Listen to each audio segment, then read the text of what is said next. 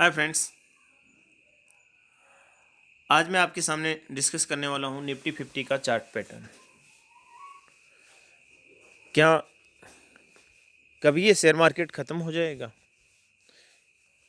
Nifty 50 ख़त्म हो जाएगी? लोगों के सवाल रहते हैं। भयंकर भयंकर क्राइसिस आते हैं, फिर क्या ये सब ख़त्म हो जाएगा? कोरोना आया, चला गया। यूक्रेन रशिया हुआ, हो रहा है, कंटिन्यू है। इजराइल फिलिस्तीन कंटिन्यू है, मार्केट में डीप आ रहा है। तो मैं इसी पे आज बात करूँगा, क्या ये ख़त्म हो जाएगा? देखो, मैंने क्या किया है, इसको 1 वीक कैंडल चार्ट पे लिया है, जिससे कि आपको 2020 या 2019 से अभी तक कम से कम 4 साल का चार्ट पैटर्न दिखा सकूँ। निफ्टी 50 का, निफ्टी 50 ही शेयर मार्केट को ड्राइव करती है। इसमें टॉप 50 कंपनियां होती है। हाँ, आप कुछ ऐसी कंपनियों में लगा दोगे पैसा जिनका आईपीओ अभी अभी आया है, जिनकी कोई पास्ट हिस्ट्री नहीं है, जिनका कोई रिकॉर्ड नहीं है, और जो डेथ में है, जो कर्जे में है, और जिनके पास में कोई विज़न नहीं है, ऐसी कंपनियों में यदि आप पैसा लगा दोगे तो शॉर्ट टर्म में हो सकता है कि वो आपको बहुत अच्छा दे दे, लेकिन लॉन्ग टर्म में वो कंपनी आपको धोखा देगी और फिर आप बोलोगे शेयर मार्केट में पैसा लगाया था लेकिन पैसा डूब गया। ऐसे में पैसा डूबता है। पैसा हमारा है, लिमिटेड हमारे पास में, सोच समझ के लगाना है। किन कंपनियों में लगाना है, कुछ चीज़ें देखनी है। सबसे पहले हमें बहुत कुछ नहीं देखना होता है। सबसे पहले ये देखना है कि कंपनी फंडामेंटली कैसी है। कंपनी लार्ज कैप है, स्मॉल कैप है, मिड कैप है, ये देखना है। यदि लार्ज कैप है तो इस पर कर्जा कितना है, स्मॉल कैप है तो इस पर कर्जा कितना है, और मिड कैप है तो इस पर कर्जा कितना है। हमें डेट फ्री कंपनी चाहिए। क्यों भाई हम कर्जे वाली कंपनी में जाके कर्जे के हिस्सेदार क्यों बनेंगे? हम प्रॉफिट के हिस्सेदार बनेंगे। हमारा स्ट्रेटेजी प्रॉफिट का हिस्सेदार बनना है। कर्जे के साथ में हम क्यों जाना चाहेंगे? पहली बात तो ये याद रखना है कि कर्जे वाली कंपनी से हमेशा दूर रहना है। दूसरा, ये आरओसी ही है, आरओई, ये ज़्यादा पैटर्न पढ़ने की ज़रूरत नहीं है। डिविडेंड, ये ज़्यादा पढ़ने की ज़रूरत नहीं है।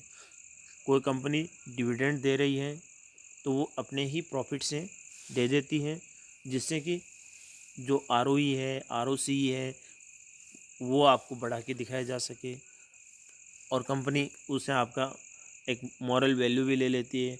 वाह कितनी अच्छी कंपनी है, डिविडेंड भी देती है और आरओसी भी अच्छा है। तो यही सब चीज़ें स्ट्रेटेजिकली कंपनियां क्या करती है कि आपको स्प्लिट दे देती है, बोनस दे देती है। तो ये आपको क्या करती है, लुभाने की कोशिश करती है। लेकिन होता तो वही है। कोई कंपनी 100 करोड़ की है तो वो रातों रात में 200 करोड़ की नहीं बनेगी, उसको मेहनत करना पड़ेगा। तो आप उसके पीछे मत जाइए। डिविडेंड, ये वो स्प्लिट, ये बोनस शेयर, उनके पीछे मत जाइए। आप कभी भी नहीं जाना है। ये सब चीज़ें हैं। फिर हमें जाना किसके पीछे है? हमें जाना है फंडामेंटल्स के पीछे, सपोर्ट्स के पीछे जाना है। सपोर्ट है, किस सपोर्ट पे शेयर खड़ा है, वहाँ पे शेयर खरीदने लायक है या नहीं है। जैसे अब निफ्टी 50 का हम चार्ट देखें तो निफ्टी 50 का चार्ट हम देखें तो बिफोर कोरोना सॉरी, फ्लैट है, थोड़ा अप साइड में चल रहा है। कोरोना में एकदम से डिप आया। बिफोर कोरोना ये चार्ट ये यहाँ पे चल रहा था शेयर मार्केट कुछ 13,000 के आसपास।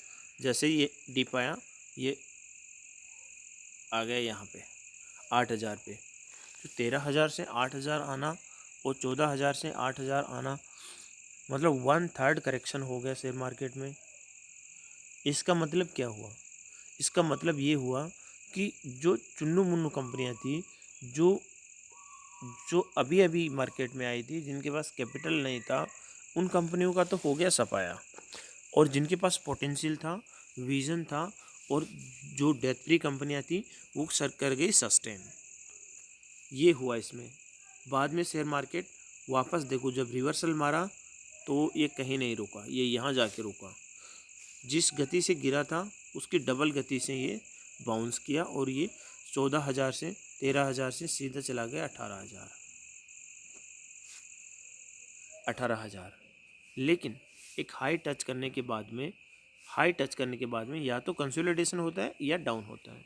तो ये मैं इस पैटर्न को बोलूँगा कि ये एक बॉक्स पैटर्न बन गया इसका, ये यहाँ पे एक बॉक्स पैटर्न बन गया, इसको कंसोलिडेशन फेज बोलेंगे। ये लगभग 1 साल के लिए बॉक्स पैटर्न में यानी कंसोलिडेशन फेज में शेयर मार्केट चला गया पूरी तरह से। जैसे ही शेयर मार्केट ने अपना सिर उठाने की कोशिश की, यहाँ पे देखो ये सिर उठाने की कोशिश की और ये 20,000 से ऊपर जाके बंद हो गया, 20,000 के आसपास चला गया। कहना यह था कि 20,000 से ऊपर यदि क्लोजिंग देता है तो 20,000 के ऊपर फिर सस्टेन करेगा, तो फिर नए हाइक्स बनेंगे। लेकिन हुआ क्या, जैसे ही 20,000 के पास जाने वाला था इसके बुरे दिन स्टार्ट हो गए। एक इजराइल फिलिस्तीन वार स्टार्ट हो गया और उसने इस शेयर मार्केट को लाके खड़ा कर दिया 19,000 पे, 19,000 पे खड़ा कर दिया। अब ये 19,000 पे, ये 19,000 से भी हालांकि डिप मारा है, लेकिन अभी ये 19,000 के ऊपर है, 19,000 पे ट्रेड कर रहा है। अब हमें देखना ये है कि ये शेयर अभी से जो निफ्टी 50 है वो 19,000 पे सस्टेन करती है। यदि 19,000 से सस्टेन करती है तो नेक्स्ट लेवल इसका 19,300 होगा, और यदि गिर जाती है तो ये 19,000 से नीचे गिरती 18,700 18,500 की तरफ आगे उधर बढ़ जाएगी।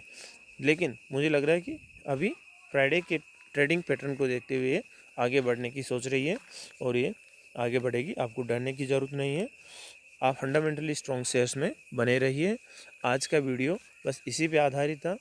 ये कुछ सलाह है, ये कुछ सीख है। फ्यूचर हमेशा रिपीट होता है, हिस्ट्री रिपीट्स इटसेल्फ, इसलिए ये आज की सीख है। कुछ हमें करना क्या है, हमारी स्ट्रेटेजी क्या होनी चाहिए। हमारे पास में 10 शेयर हैं, 10 शेयर की कैपेसिटी है, तो एक साथ 10 शेयर नहीं खरीदना है, हमें एक खरीदना है, 2 खरीदना है, ऐसे ऐसे 100 शेयर की कैपेसिटी है तो 10 खरीदना है, ऐसे ऐसे चलना है। एकदम से एक साथ पैसा लगा दिया और दूसरे दिन से ही सुबह कोई दूसरी न्यूज़ आ गई तो सारा पैसा धड़ाम, फिर बोलोगे कि मेरा पूरा पैसा चला गया। नहीं, 90% पैसा रखना है, एट ए टाइम पास में रखना है। और इस वीडियो को आप अंत तक देखोगे ऐसी उम्मीद है, और इसको आप क्या करोगे, सब्सक्राइब करोगे, जिससे कि हमारा मोटिवेशन लेवल बढ़ेगा। Thanks for a lot, thank you.